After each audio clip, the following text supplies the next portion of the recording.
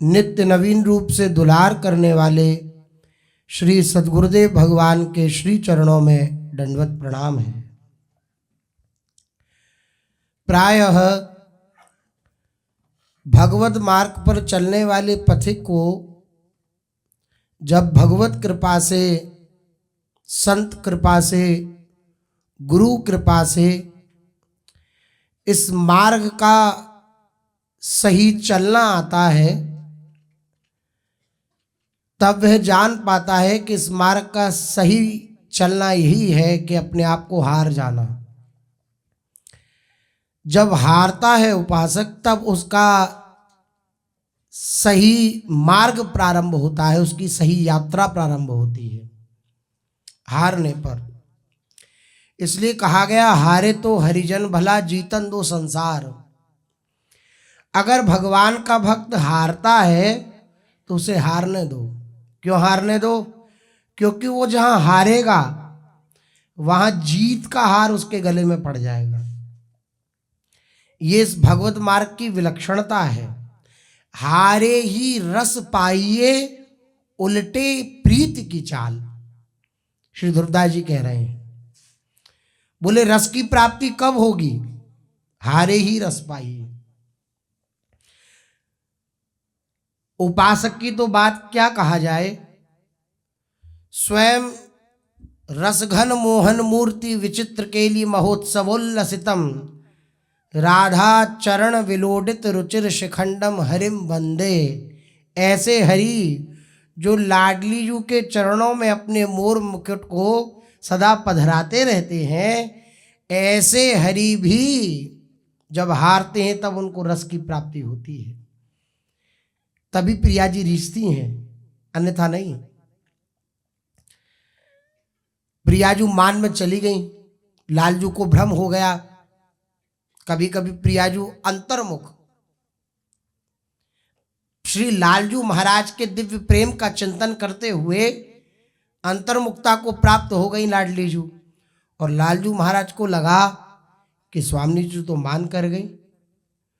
तो ऐसी स्थिति में वे बड़ा प्रयास करते हैं लाडली जू को मनाने का, और जब किसी भी प्रयास में वे असफल हो जाते हैं तब लाडली जू के सामने जाके हाहा खाते हैं। सखियां कहती हैं, दंडोत पढ़ो लालन, दंडोत करो श्री स्वामी जू की, ये तुम्हें क्षमा कर देंगी।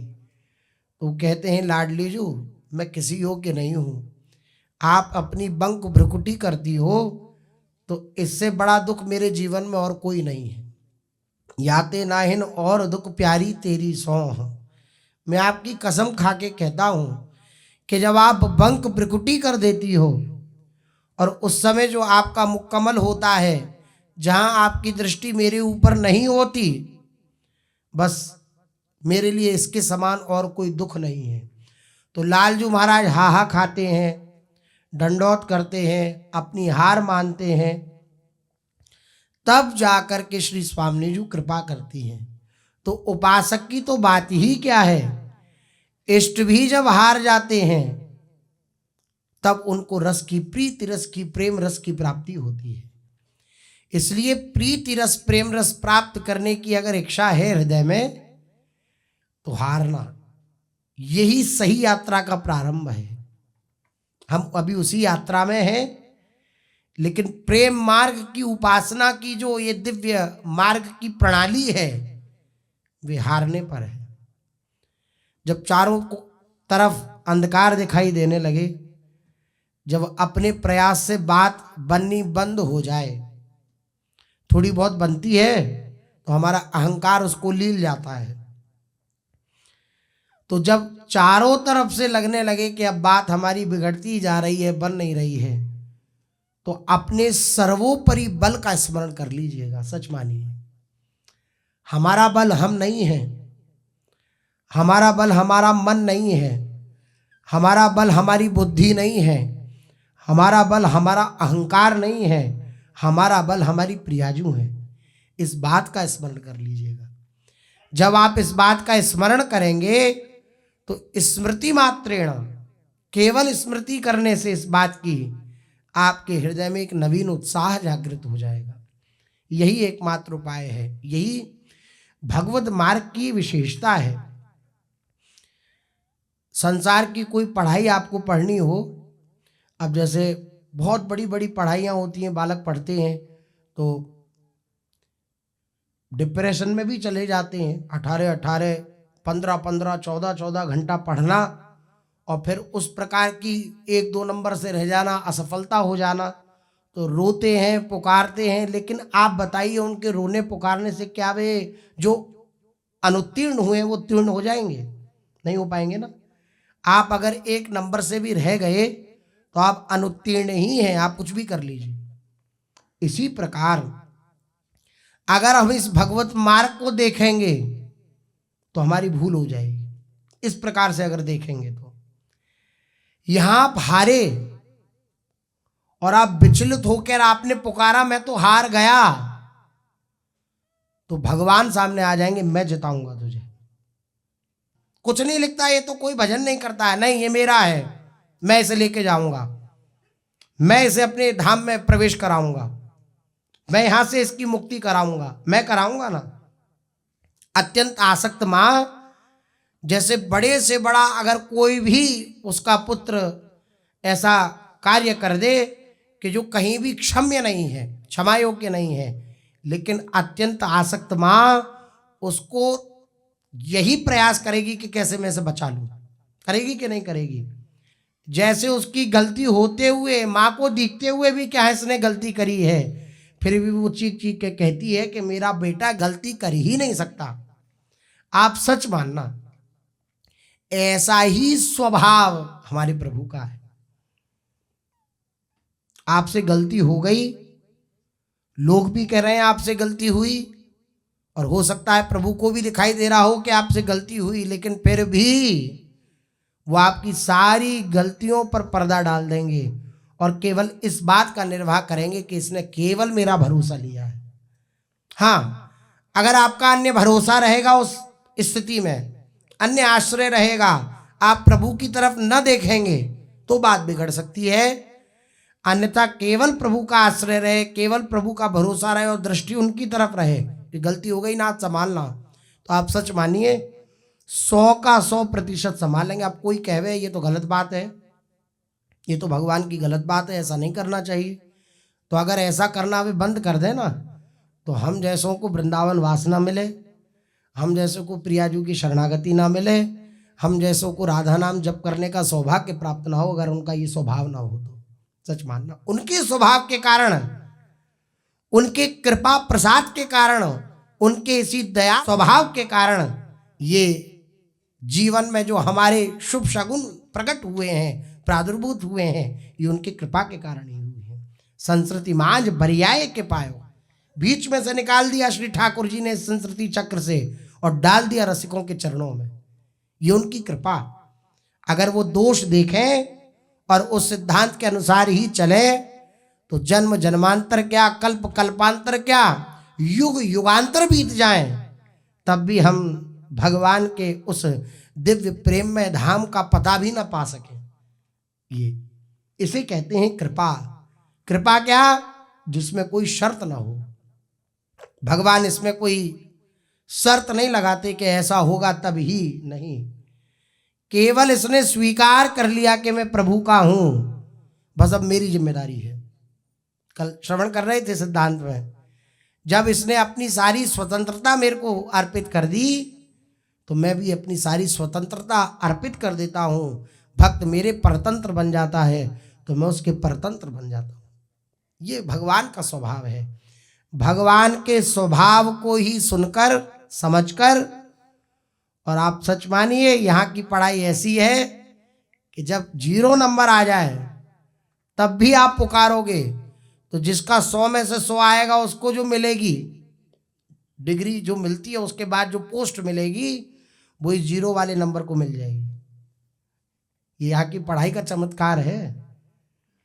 100 में से 100 जिसके नंबर आए उसको जो पदवी मिलेगी, वो 100 में से 00 जिसके अंक आए हैं उसको भी मिल जाएगी। ये भगवत मार्ग है, ये भगवत मार्ग की सुलभता है, ये भगवत मार्ग का दिव्य आनंद है। इसलिए बड़े आनंदित रहें। किस बात का विचार करके? कि हमें प्रियाजू ने स्वीकार कर लिया, हमें श्री ठाकुर जी ने स्वीकार कर लिया, अब हमें कोई तिरस्कृत कर दे, हमें कोई हमारे मार्ग से विचलित कर दे, ये हम स्वयं भले ही हो सकते हैं अपने दुश्मन, लेकिन किसी और की सामर्थ्य नहीं है। हम स्वयं ही अपना नाश भले ही कर लें, लेकिन किसी और की सामर्थ्य नहीं है। इसलिए पुकारते रहें, जब कभी अंधकार सा दिखाई दे, जब कभी परेशान हो, तो आप सच मानिए अपना बल को थोड़ा सा हल्का करके और प्रभु के बल में आ जाइएगा। श्री हनुमान जी महाराज पूरा समुद्र लांग के जाते हैं और लंका में जाकर के श्री राम जी का उद्घोष करके सियाजू का पता लगाते हैं, लंका में आग लगा देते हैं, रावण की सभा में क्या श्री रघुनाथ जी का उद्घोष करते हैं और आते हैं वापस, आकर के चूड़ामणि देते हैं श्री सियाजू की। चूड़ामणि उतार तब दयऊ, हर्ष समेत पवन सुत लयऊ। श्री सियाजू ने अपनी चूड़ामणि दी, वह जाकर के श्री रघुनाथ जी को समर्पित करते हैं कि सियाजू का पता लग गया। हमारे श्री रघुनाथ जी महाराज, इनका स्वभाव है अपने भक्त को ऊंचा उठाने का। भगवान का स्वभाव है अपने भक्त को ऊंचा उठाने का। अपना मान टले टल जाए पर भक्त का मान न टलते देखा, ये इनका स्वभाव है। श्री हनुमान जी महाराज के निकट गए और जाकर के हृदय से लगा लिया, अरे समुद्र को पार करना, इतनी बड़ी बड़े राक्षसों से लड़ना, लंका में आग लगा देना, सियाजू का पता लगा देना, वाह हनुमान तुमने तो मुझे खरीद लिया, कैसे किया तुमने ये सब। तो हनुमान जी महाराज बोले, महाराज क्यों दास के ऊपर बड़ाई करके उसके अभिमान की पुष्टता क्यों करना चाहते हैं? आप क्या जानते नहीं ये सब कैसे हुआ? तो रघुनाथ जी मुस्कुराए, बोले नहीं हम नहीं जानते कैसे हुआ। तो हनुमान जी बोले, सो सब तब प्रताप रघुराई, नाथ न कछु मोरी प्रभुताई। हे नाथ, इसमें मेरी प्रभुता नहीं है, मेरी महिमा नहीं है, सो सब तो प्रताप रघुराई, आपके प्रताप से ये सब हुआ है। ये होता है जो भक्त हृदय होता है, जिसका हृदय भक्ति से ओतप्रोत होता है, उसके हृदय में श्री भगवान यही भाव उदय करते हैं। क्या भाव? कि मेरा कुछ भी नहीं है, जो कुछ भी मेरे जीवन में हो रहा है वो मेरे प्रभु के कृपा प्रसाद से हो रहा है। अगर मैं उनका नाम ले रहा हूँ तो हरिवंश कृपा हरिवंश कहें, अगर मैं उनके धाम में वास कर रहा हूँ तो श्री राधिका कृपा बिनु सबके मनन आगम में, अगर मैं उनके नाम का उद्घोष करता हुआ वृंदावन में विचरण कर रहा हूँ तो ये केवल उनकी कृपा है। मेरा कोई इसमें हस्तक्षेप नहीं है, मेरा कोई इसमें ऐसा शुभ कर्म नहीं है जिसके प्रताप से मुझे ये सब मिले।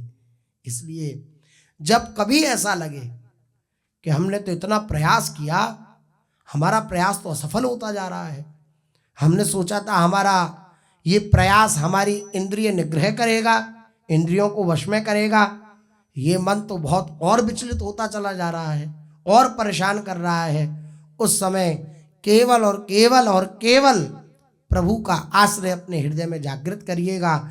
आप पाएंगे कि उसी क्षण एक नव चेतना आपके हृदय में जागृत हो जाएगी।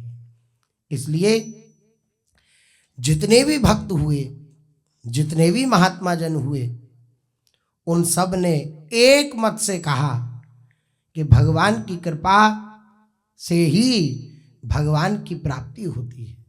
एक मत से कहा, सच मानिए सब महापुरुषों का एक मत, इनकी कृपा से इनकी प्राप्ति, इनकी दया से इनकी प्राप्ति, और कोई। इसलिए संत सद्गुरुदेव कहते हैं इनके भरोसे रहो, नाम रटन करते रहो, वाणी जी का गायन करते रहो, इनके भरोसे रहो। क्यों रहो? क्योंकि इनका भरोसा ही उन तक पहुंचाएगा और कोई साधन नहीं है और कोई क्रिया नहीं है। इसलिए महापुरुष जन कहते हैं, अब मोही एक भरोसो तेरो। अब कब? जब मैं सब जगह से परास्त हो गया, तब अब मोहे एक भरोसा तेरो। बोले अब इतनी जगह तो घूमे आए हैं, लेकिन अब तो हमें यहां जाना है। ये जब चारों तरफ थक गए, बोले अब तो चलो घर चलो, अपने वहीं विश्राम करेंगे।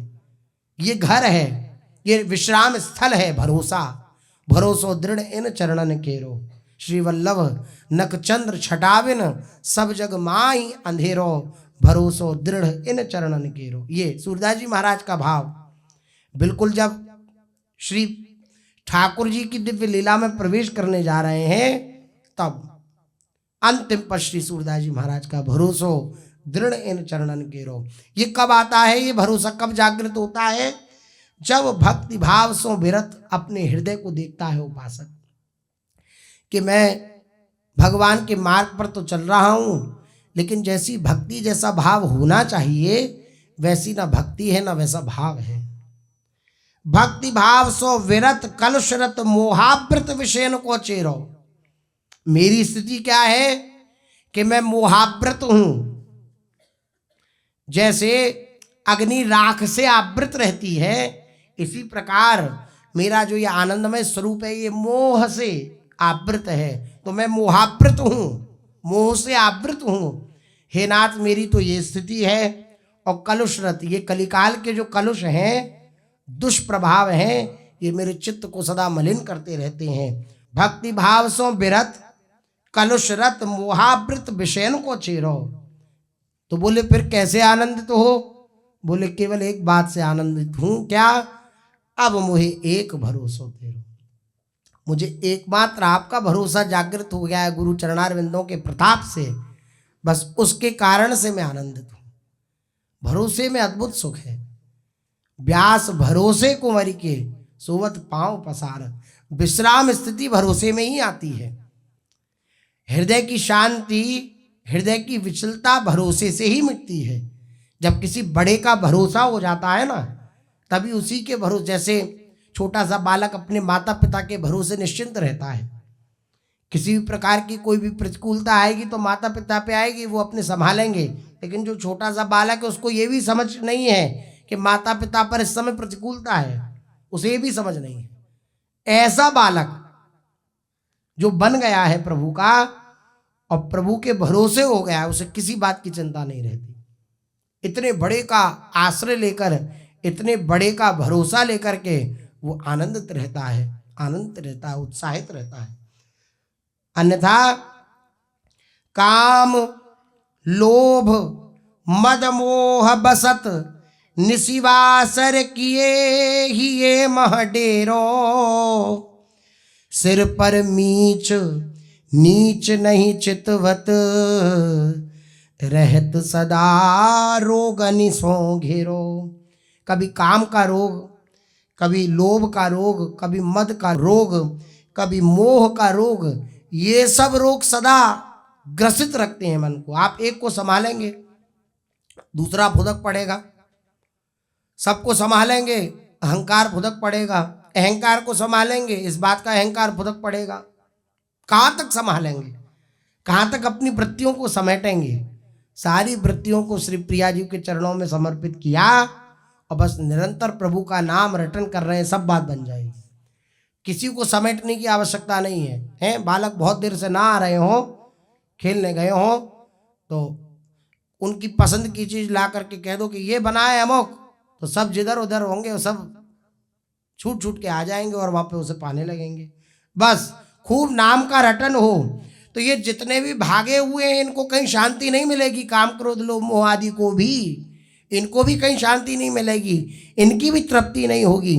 जब ये नाम का रटन सुनेंगे, जब ये नाम का रटन जब हम करेंगे और ये सुनेंगे, तो ये आ जाएंगे लौट कर, क्योंकि इन्हें शांति नाम के रटन से मिलेगी, नाम के श्रवण से मिलेगी। विषयों की लालायत जो वृत्ति है, इसी के कारण तो हम भटक रहे हैं।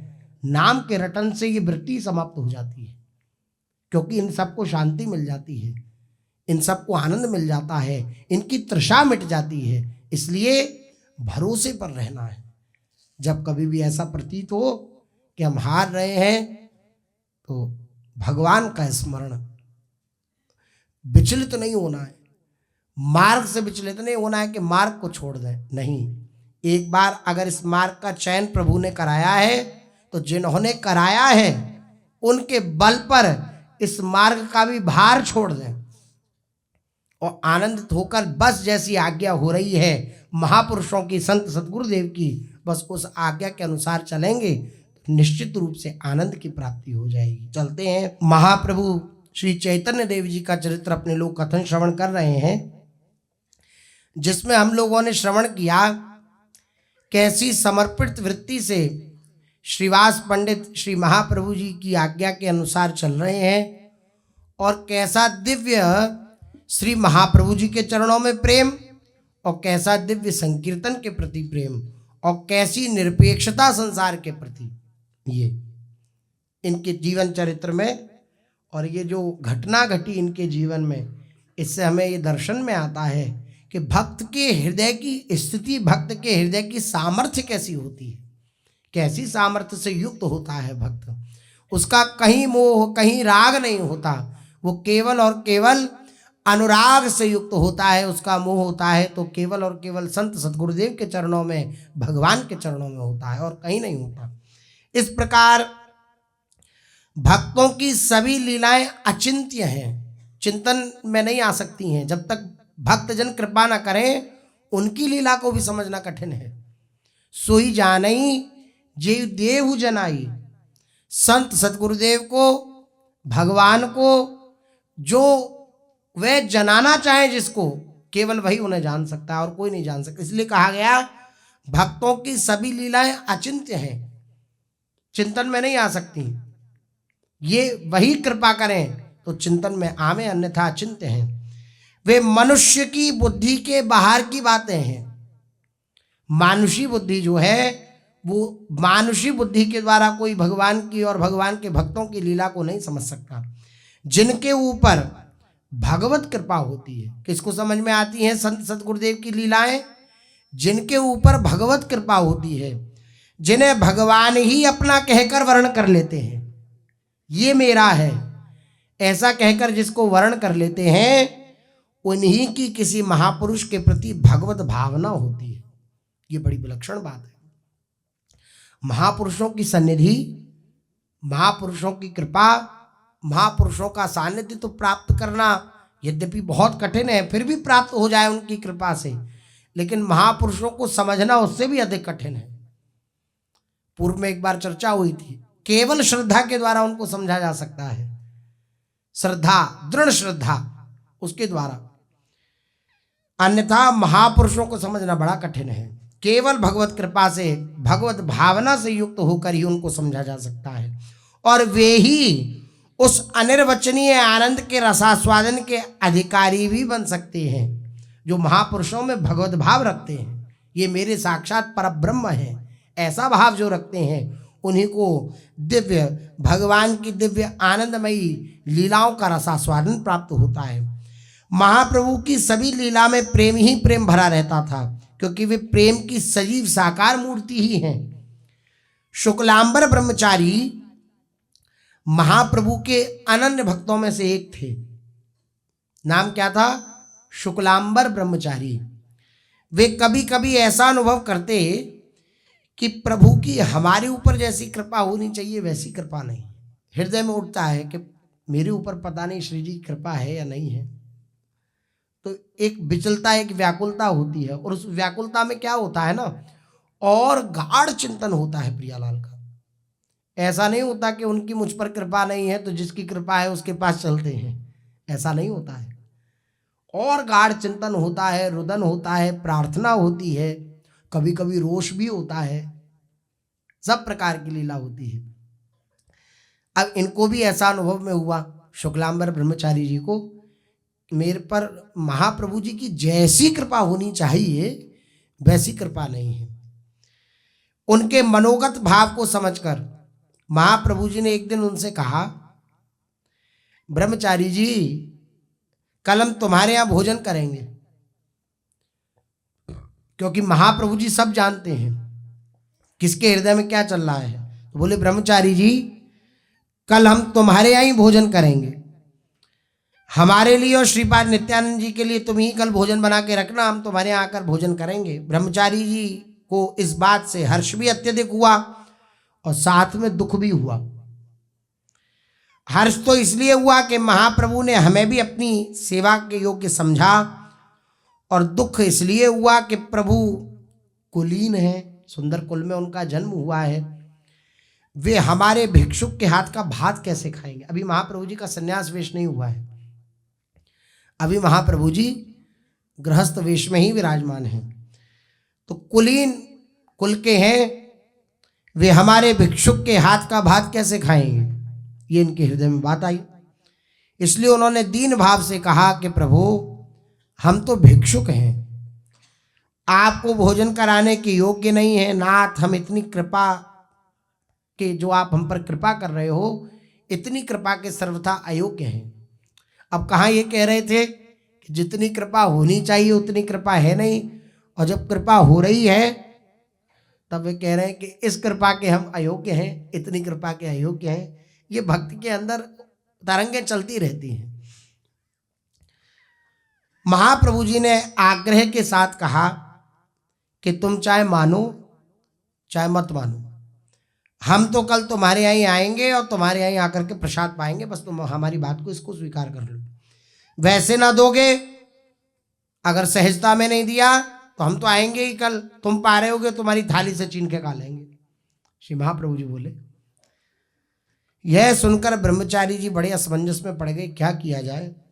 उन्होंने और भी 2-4 अंतरंग भक्तों से संबंध में पूछा तो भक्तों ने कहा प्रेम में नियम कहाँ रहता है, प्रेम में वही नियम रहता है जो नियम प्रेम में बाधा उत्पन्न न करे। अन्यथा प्रियालाल के दिव्य आसक्ति रस में जो नियम बाधा उत्पन्न कर देते हैं, उन नियमों को प्रेमी उपासक त्याग देता है। केवल उन्हीं नियमों को स्वीकार करता है जिस नियमों के द्वारा श्री प्रियालाल की आसक्ति गाढ़ होती चली जाए केवल।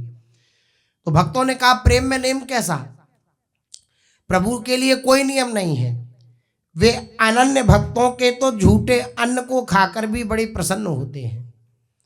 आप प्रेम पूर्वक भात बनाकर प्रभु को खिलाइए, किसी बात की चिंता मत करिए।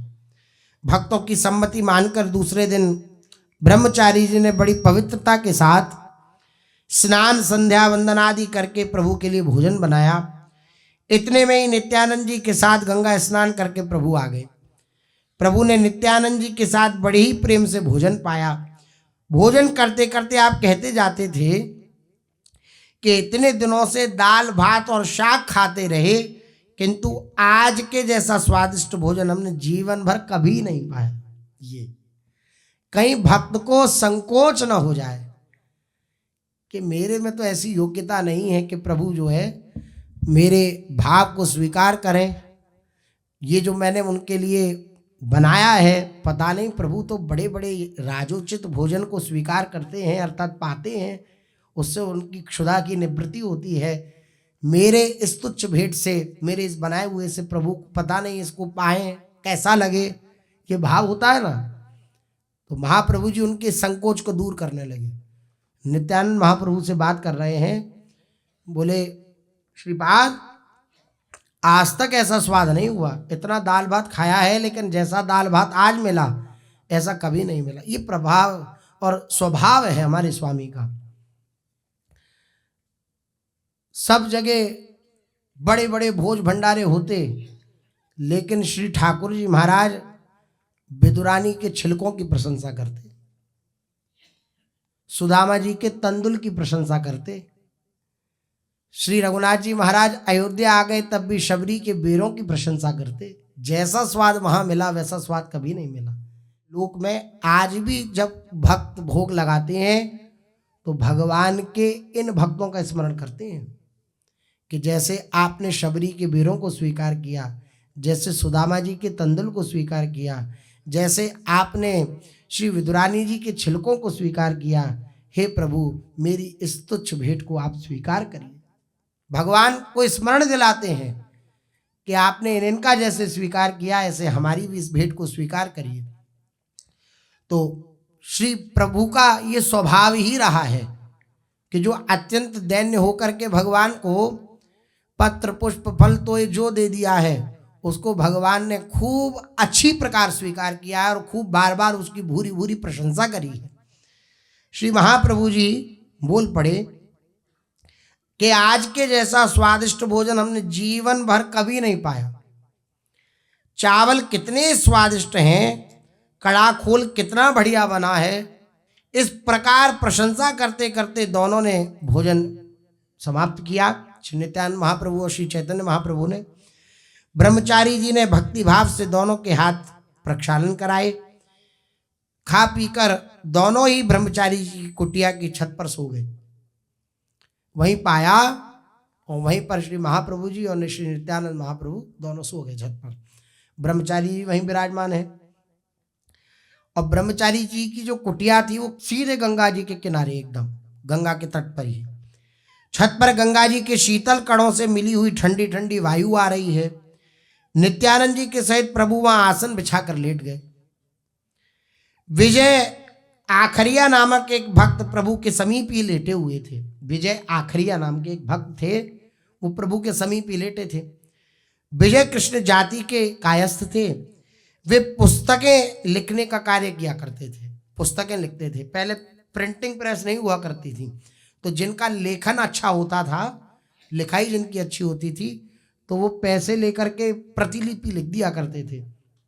तो यही इनका कार्य था, इन विजय कृष्ण जी का, पुस्तक लेखन का कार्य करते। उस समय छापे खाने तो थे नहीं, सभी पुस्तकें हाथ से ही लिखी जाती थी। विजय भी पुस्तकें ही लिखा करते। महाप्रभु जी के प्रति इनके हृदय में बड़ी भारी भक्ति, श्री विजय कृष्ण जी की। महाप्रभु भी अत्यधिक प्यार करते हैं इनसे।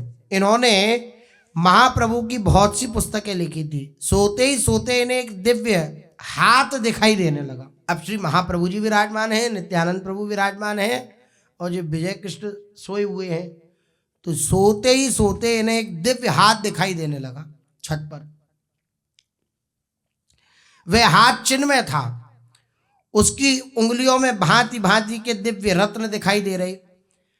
आखरिया को उस चिन्मय हस्त के दर्शन से परम कुतूहल हुआ कि ये तो पहली बार ऐसा दिव्य हस्त देखा, हाथ देखा हमने।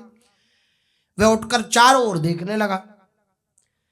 तभी उन्हें वह हाथ ज्यों का त्यों ही प्रतीत होने लगा। वह उस अद्भुत रूप लावण्य युक्त दिव्य हस्त के दर्शन से बेसुध से हो गए, पागल से हो गए। महाप्रभु जी ने जब देखा कि ये बार बार उठ रहा है और इधर उधर देख रहा है, तो महाप्रभु जी उठे और हंसते हुए पूछा महाप्रभु जी ने, क्यों विजय, क्या बात है, क्यों इधर उधर देख रहे हो? कोई अद्भुत वस्तु दिखाई दे रही है क्या? क्योंकि महाप्रभु जी की कृपा से ही तो सब प्राप्त हो रहा है। तो मुस्कुरा रहे हो, पूछ रहे हैं क्या देख रहे हो इधर उधर, तो कोई अद्भुत वस्तु दिखाई दे रही है क्या? तो शुक्लांबर ब्रह्मचारी बड़े भगवत भक्त हैं। श्री महाप्रभु जी बोले श्री विजय जी से कि जो शुक्लांबर ब्रह्मचारी हैं, जिनके घर में तो हो छत पर, ये बड़े भगवत भक्त हैं और यहाँ श्री कृष्ण साक्षात विराजते हैं, तो मैं उन्हीं के तो दर्शन नहीं हो रहे हैं कहीं? महाप्रभु की बात सुनकर विजय ने कुछ भी उत्तर नहीं दिया। उत्तर दे भी तो कहां से दे? उन्हें तो अपने शरीर तक का होश नहीं था। जो उत्तर देने वाला है वही बेसुध है, तो कैसे उत्तर मिले? महाप्रभु की बातें सुनकर वे पागलों की भांति कभी तो हंसते, कभी रोते और कभी आप ही बड़बड़ाने लगते। ऐसी स्थिति, प्रेम में उन्मत्त दशा हो गई। ब्रह्मचारी जी तथा नित्यानंद जी ने भी उठकर उनकी ऐसी दशा देखी। वे समझ गए कि महाप्रभु की इनके ऊपर कृपा हो गई है। इस प्रकार विजय 7 दिन तक इसी तरह बेसुध अवस्था में रहे। 7 दिन तक श्री ठाकुर जी का वे वरद हस्त था, उसी के चिंतन में, उसी के रूप लावण्य में। यही पूज्य सदगुरुदेव भगवान कहते हैं ना कि श्री जी के साक्षात दर्शन की तो बात छोड़ो, श्री जी की अंग कांति के भी दर्शन हो गए अगर, नखाग्र के भी दर्शन हो गए अगर चरणों के, तो आप अपनी हृदय की स्थिति को संभाल नहीं पाएंगे। इसलिए ये जो अनुकूलता प्रतिकूलता मिलती रहती है, ये हृदय को संपुष्ट बनाने के लिए मिलती है। जैसे ठंडा गरम करने से वह साधारण कांच बुलेट प्रूफ बन जाता है। ठंडा फिर गर्म, फिर ठंडा फिर गर्म, फिर ठंडा फिर तो बुलेट प्रूफ, गोली भी पार नहीं जाती फिर उससे। ऐसे ही भगवान अनुकूलता फिर प्रतिकूलता, फिर अनुकूलता फिर प्रतिकूलता, फिर अनुकूलता, ऐसा कर करके साधक के चित्त को इतना संपुष्ट कर देते हैं, हृदय को इतना संपुष्ट कर देते हैं कि ये दिव्य प्रेम रस का जो भार है, इसका जो ये जो गरुड़ रस है, इसको सहन करने की सामर्थ्य उपासक के अंदर आ जाए। इसलिए श्री ठाकुर जी महाराज अनुकूलता प्रतिकूलता देने लगते हैं। अन्यथा अगर अभी श्री ठाकुर जी महाराज सामने आ जाए तो हृदय की सामर्थ्य नहीं है कि थोड़ी बहुत अधिक खुशी मिल जाए, सोच से अधिक, तो लोगों को हार्ट अटैक आ जाता है खुशी के मारे, दिल फेल हो जाता है। तो ये सुख समुद्र, आनंद समुद्र प्रभु सामने आ जाए, कोई झेल पाएगा? तो हृदय को पहले महापुरुषों की शरणागति के प्रभाव से ये जो मंत्र मिलता है, इस सब के द्वारा ये अनुकूलता प्रतिकूलता जो मिलती है, इस सब के द्वारा हृदय को संपुष्ट किया जाता है, दृढ़ किया जाता है। तब जाकर के प्रियालाल का दिव्य प्रेम रस उतरता है, तब सामर्थ्य होती है उसे सहन करने की। अब विजय कृष्ण जी को श्री महाप्रभु जी की कृपा से श्री कृष्ण के वरद हस्त का दर्शन हुआ। दर्शन किया, 7 दिन तक ऐसे बाबरों की तरह रहे। उन्हें शरीर का कुछ भी ज्ञान नहीं था, ना तो कुछ खाते, ना कुछ पीते, और न रात्रि में सोते, ऐसी स्थिति हो गई। बाबरों की भांति सदा रोते ही रहते और कभी कभी जोरों से हंसने भी लगते। 7 दिन के बाद उन्हें कुछ बाह्य ज्ञान हुआ। तब उन्होंने अंतरंग भक्तों को ये बात प्रकट करी कि श्री कृष्ण का वह दिव्य स्वरूप श्री महाप्रभु जी की कृपा से मेरे को दर्शन में आया। इस प्रकार श्रीवास पंडित के घर एक दर्जी रहता था। श्रीवास पंडित जी जहाँ विराजमान थे वहीं एक दर्जी रहता। नित्य प्रति कीर्तन सुनते सुनते उसकी कीर्तन में तथा महाप्रभु जी के चरणों में प्रगाढ़ भक्ति हो गई। महाप्रभु जब भी उधर से निकलते तभी वे भक्ति भाव सहित उन्हें प्रणाम करता। एक दिन उसे भी महाप्रभु के दिव्य रूप के दर्शन हुए। प्रणाम करने मात्र से दिव्य रूप के दर्शन हुए। इस अलौकिक रूप के दर्शन करके वह दर्जी, और वो दर्जी इस धर्म का नहीं था, अन्य धर्म का था, लेकिन महाप्रभु जी के प्रति श्रद्धा थी। कीर्तन का श्रवण करता था क्योंकि श्रीवास पंडित के घर में ही। तो महाप्रभु जी पर श्रद्धा होने के कारण और महाप्रभु जी को प्रणाम करने के कारण श्री महाप्रभु जी के दिव्य स्वरूप का दर्शन उसे हो गया। वह दर्जी कृतकृत्य हो गया और बाबरों की तरह बाजार में कई दिन तक ये कहता हुआ भागता था। जब उसको दिव्य स्वरूप का दर्शन हुआ श्री महाप्रभु जी के, तो कई दिन तक ये कहता हुआ भागता वो पूरे बाजार में, देखा है देखा है देखा है। कोई अगर उसे छेड़ता या कभी अपनी मस्ती में होता, बस यही कहता वो, देखा है देखा है। तो जो भक्तजन होते वो समझ जाते हैं कि देखने योग्य वस्तु इसने देखी है। श्री श्याम सुंदर को जिसने एक बार भी देख लिया, बस और कुछ देखना उसके लिए बाकी थोड़ी रह गया। आहा, कैसी विलक्षण स्थिति होगी, है? देखा है देखा है देखा है, ऐसे चिल्लाता फिरता विदर्जी। इस प्रकार प्रभु अपने अंतरंग भक्तों में भांति भांति की प्रेम लीलाएं करते रहे। उनके शरणापन्न भक्तों को ही उनके ऐसे ऐसे रूपों के दर्शन होते थे। अन्य साधारण लोगों की दृष्टि में तो वे निमाई पंडित ही थे। यद्यपि उनका ना तो किसी से विशेष राग था न किसी से द्वेष था, तो भी जो एकदम उन्हीं के बन जाते उन्हें उनके दिव्य दिव्य रूपों के दर्शन होने लगते। ये जो उनके बन जाते थे उनकी श्रद्धा का परिणाम था कि श्री महाप्रभु जी के दिव्य स्वरूप का दर्शन होना। भगवान के संबंध में भी यही बात कही जाती है कि भगवान के लिए सभी समान हैं, प्राणी मात्र पर वे कृपा करते हैं, किंतु जो सबका आश्रय त्याग कर एकदम उन्हीं का पल्ला पकड़ लेते हैं। भगवान के लिए सब समोहम सर्वभूतेभ्यो न मे द्वेष्टि न कांक्षति, न मेरा कोई द्वेषी है न मेरा कोई प्रिय है। भगवान का वचन है, लेकिन महापुरुषों के वचन है कि ऐसा होने पर भी भगवान समान ही प्यार करते हैं सबसे, लेकिन इनमें भी जो भगवान का पल्ला पकड़ लेता है उसको भगवान का दिव्य साक्षात्कार हो जाता है। जो सबका आश्रय त्याग कर, पल्ला पकड़ना क्या है, कैसे माने हमने पल्ला पकड़ा, बोले सबका आश्रय त्याग दिया और प्रभु का आश्रय लिया केवल, ये पल्ला पकड़ना हुआ। जो सबका आश्रय त्याग कर एकदम उन्हीं का पल्ला पकड़ लेते हैं, उनकी वे संपूर्ण मन कामनाओं को पूर्ण कर देते हैं, संपूर्ण आकांक्षाओं को पूर्ण कर देते हैं। जैसे कल्प वृक्ष सबके लिए समान रूप से सुख देने वाला है, सबको समान रूप से सुख देता है, किंतु मनोवांछित फल तो वह उन्हीं लोगों को प्रदान करता है जो उसके नीचे बैठकर उन फलों का चिंतन करते हैं। जो उसे चाहिए उसका चिंतन करें, तभी उसको वह कल्प वृक्ष प्रदान करता है। चिंतन नहीं करेगा तो कल्प वृक्ष प्रदान नहीं करेगा, शीतलता प्रदान करेगा। आप उसके नीचे बैठेंगे तो शीतलता मिलेगी, लेकिन कुछ प्रदान नहीं करेगा। वह तभी प्रदान करेगा जब आप आकांक्षा करेंगे, चिंतन करेंगे। चाहे उसके निकट ही घर बनाकर आप रह लो, जब तक उसकी छत्र छाया में प्रवेश न करोगे, जब तक उसके मूल में बैठकर चिंतन न करोगे, तब तक अभीष्ट वस्तु की प्राप्ति हो ही नहीं सकती। प्रभु के पाद पद्मों का आश्रय लेने पर ही उनकी कृपा के हम अधिकारी बन सकते हैं। महाप्रभु जब से गया से लौटकर आए थे, तभी से सदा प्रेम में छके से, बाह्य ज्ञान शून्य से तथा बेसुध से बने रहते, किंतु भक्तों के साथ संकीर्तन करने में उन्हें अत्यधिक आनंद आता।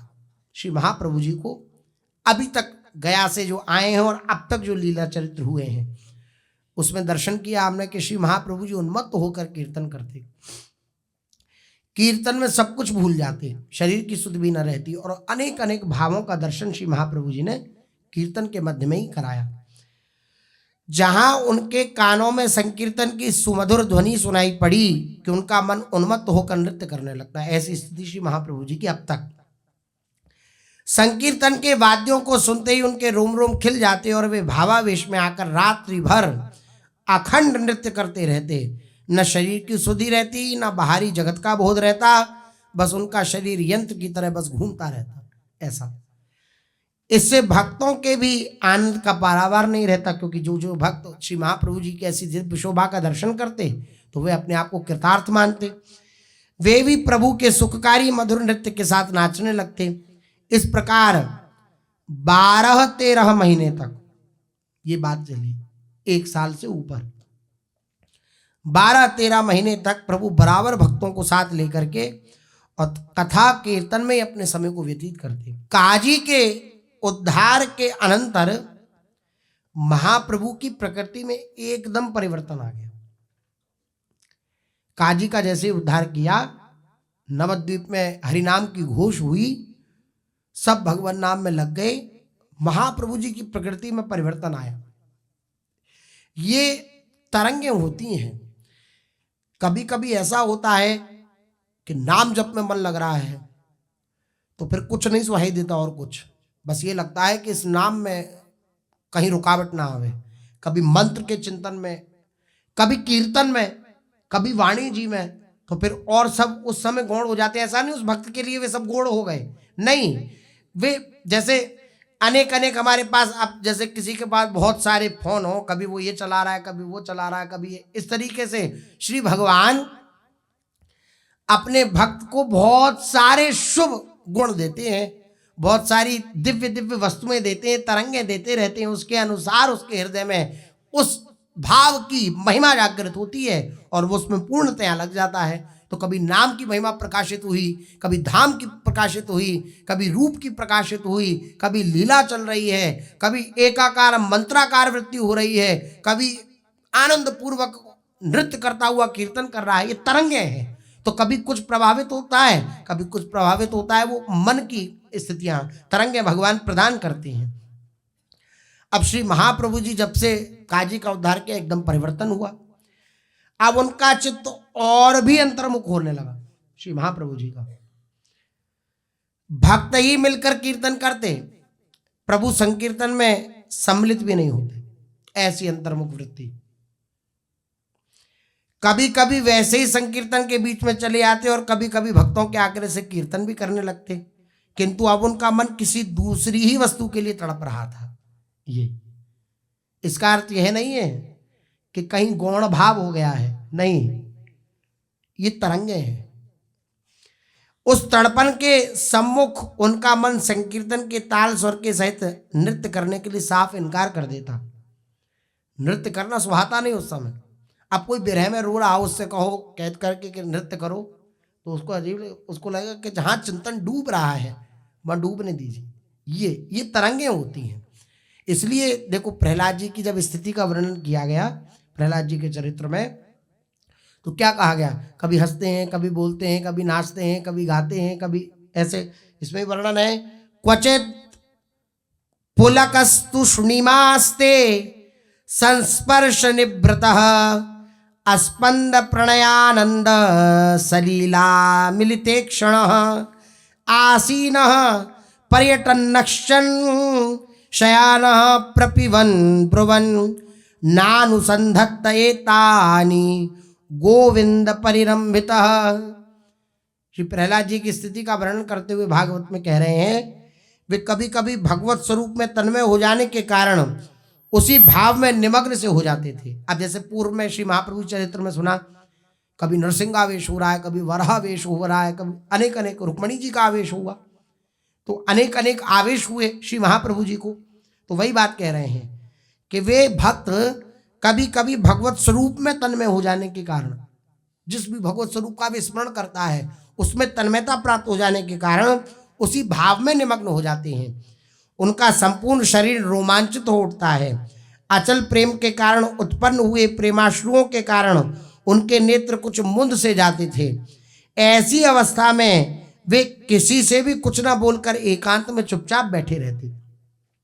बैठे हुए, खाते हुए, घूमते हुए, सोते हुए, जल पीते हुए और संलाप तथा भाषण करते हुए भोजन और आसनादि भोग्य पदार्थों के उपभोग के समय उन्हें अपने गुण दोषों का भी ध्यान नहीं रहता था, क्योंकि गोविंद ने उन्हें अपने में अत्यंत ही लवलीन कर लिया था।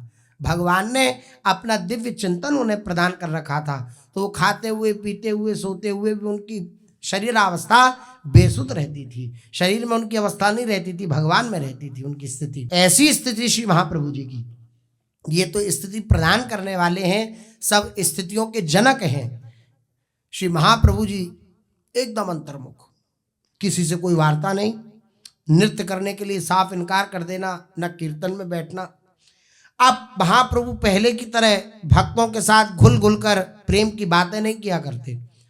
अब तो उनकी विचित्र दशा, कभी तो वे अपने आप ही रुदन करने लगते श्री महाप्रभु जी, और कभी स्वयं ही खिलखिलाकर हंस पड़ते, कभी रोते रहते, हे नाथ हे रमानाथ ब्रजनार्थिनाशन मग्नग मुद्धर गोविंद गोकुलम ब्रजनार्णवात। हे नाथ हे रमानाथ हे ब्रजनाथ हे गोविंद, दुख सागर में डूबे हुए इस दास का आप उद्धार करिए। हे दीनानाथ, हे दुखितों के एकमात्र आश्रय, हमारी रक्षा करिए। ऐसा श्री महाप्रभु जी कभी रुदन करते हुए कहने लगते, कभी हंसते, कभी गाते। ऐसी स्थिति, कभी राधा भाव में भावित होकर, मैं श्री राधा हूं, ऐसा भाव में भावित होकर, महाभाव निमग्न श्री राधा बाबा के विषय में भी ऐसा आता है। कभी महाभाव में भावित होकर रुदन करने लगते, कभी एकांत में अपने कोमल कपोलों को हथेली पर रखकर अनमयस्क से भाव में अश्रु बहाते हुए, कभी महाभाव में भावित होकर कहने लगते, हे कृष्ण तुम इतने निष्ठुर हो, जैसे गोपीजन कहती है ना, तो उसी भाव में भावित होकर श्री महाप्रभु जी कहते, हे कृष्ण तुम इतने निष्ठुर हो, मैं नहीं जानती थी कि तुम इतने निष्ठुर हो। मैं रास में तुम्हारी मीठी मीठी बातों से छली गई, मुझ भोली भाली अबला को तुम इस प्रकार धोखा दोगे, इसका मुझे क्या पता था। जब अंतर्ध्यान हो जाते हैं श्री ठाकुर जी, तब ये प्रार्थना करती हैं गोपीजन भागवत में, हाय मेरी बुद्धि पर तब न जाने क्यों पत्थर पड़ गए कि मैं तुम्हारी उन मीठी मीठी बातों में आ गई। कहाँ तुम अखिल ऐश्वर्य के स्वामी और कहाँ मैं एक वन में रहने वाली ग्वाल की बेटी। ऐसी गोपी भाव में श्री महाप्रभु जी, तुमसे अनजान में स्नेह किया, हा प्राणनाथ ये प्राण तो तुम्हारे ही अर्पण हो चुके हैं, ये तो सदा तुम्हारे साथ रहेंगे, तुम्हारे हाथ रहेंगे, फिर ये शरीर चाहे कहीं भी पड़ा रहे, प्यारे, तुम इस हृदय को समझो और अपने हृदय को भी समझो कि तुम भी कोमल हृदय हो। तुम कोमल हृदय हो, सरस हो, सरल हो, सुंदर हो, फिर तुम मेरे लिए कठोर हृदय के निष्ठुर और वक्र स्वभाव वाले क्यों बन गए हो? मुझ इस प्रकार की विरह वेदना पहुंचाने में तुम्हें क्या आनंद मिलता है? इस प्रकार घंटों श्री महाप्रभु जी प्रलाप करते रहते। इस प्रकार ही और भी महाप्रभु जी की दिव्य ऐसी स्थिति, जब अंतर्मुख हो गए, न कीर्तन में जा रहे हैं न नृत्य कर रहे हैं, बस इन्हीं भावों में अवगाहन करते रहते। और भी भावों का वर्णन है, सुशेष चर्चा आगे। श्री राधा वल्लभ लाल की।